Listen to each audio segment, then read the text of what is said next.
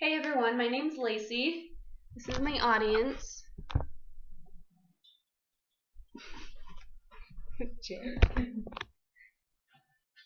Okay. Secretariat, one of the most famous horses in history, still holds the fastest racing time on dirt. Secretariat's intelligence, beauty, and speed makes him unforgettable to people all around the world. Similar in intelligence and beauty is the Lipizzan horse, though their performing skills takes riding to a whole other level, which is why I want to talk to you about them today. Horses have been around for millions of years. They've evolved, been domesticated, and have been bred into the many different breeds that we know today. Among the 300 plus breeds are Lipizzan horses, also known as Lipizzaners. Since the 1560s, the Lipizzan horse has been selectively bred to make one of the oldest horses and the best performing horses when it comes to dressage riding. It all started in 1562 when Maximilian II founded the very first court stud. In 1580, Archduke Charles II founded a similar stud in the village of Lipica. For many years, the Lipica breed flourished, unharmed from harmful people or natural epidemics. However, in 1797, the horses started their battle to survive. During that time, Lipica had Napoleon armies advancing, causing the first of 3 evacuations. 18 years later, when the breed finally returned to Lipica, the armies had destroyed most of the breeding records, and an earthquake had destroyed most of the stable buildings. During 1915, the Lipizzan breeding stock were removed for the second time. By the end of World War I, the Lipizzan mares and foals had been divided all over Europe. One thing that helped with this was the United States Army, who moved the mares back to Lipica and promised to help keep the breed safe. But something exciting also happened during World War I. Lipizzan stallions started publicly performing at the Spanish riding school. The performances were developed in efforts to gain public support for the breed. The third stud farm evacuation occurred during World War II in 1942. 3 years later, one of the stud farms was secretly given to the United States Army, commanded by General S. Peyton.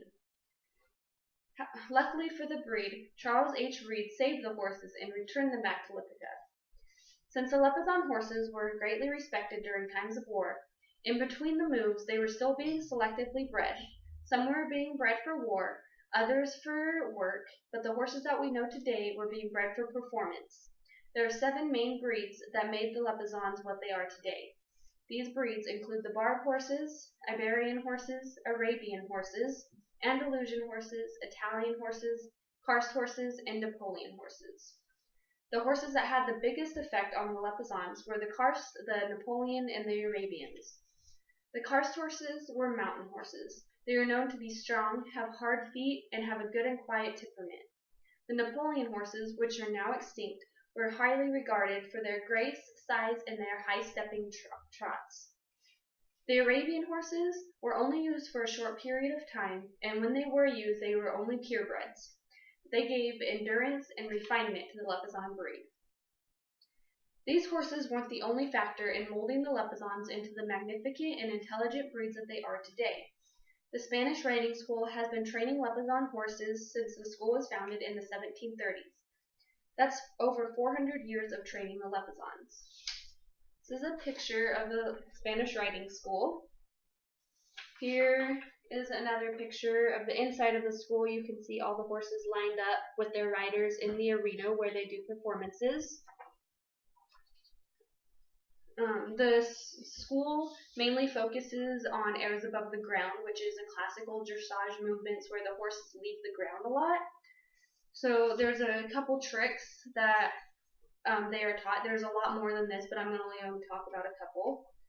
So one of them is the capriola. So in this trick, the horses jump in the air and then kick their back feet out.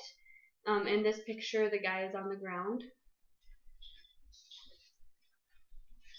This is the same trick, only the rider is on the horse. When the rider's on, it just takes a lot more for the rider because he has to have balance and he has to have a lot of strength to stay on. Another trick that they do is the levade. So the levade, they rear up the front end, but their hind end is underneath them very much, putting a lot of weight on the front. The main reason the Spanish riding school uses the Lipizzan horses isn't just because of their intelligence or their natural grace, but it's also because of their beauty. The Lipizzan horses average between 990 pounds to about 1,200 pounds, and they're between 15 and 15 and a half hands. They have short legs, they have widespread eyes, and very small, alert ears. Most horses today, or the Lipizzan horses, are white. It's very rare to see a dark horse. It was when they were first developed, you saw a lot of dark horses, but now they've been selectively bred out of the breed. However, when they are small, they are born dark. So here's a picture. You can see that the foals are very dark, but as they get older, they start turning white. It normally takes about between the ages of 5 and 6 before they turn completely white. The Lipizzan Association of North America had it right. The Lipizzan is truly a horse of royalty, and the countries and people knew it from day one. The horses were protected from armies, bred from the finest of lines, and trained to perfect the airs above the ground. If you go to any browser and search the top 10 most famous horses, you might see Secretariat, Scamper, or the Budweiser Clydesdales, but I think it's fair to say Lipizzan horses are at the top with the rest. Thanks for watching.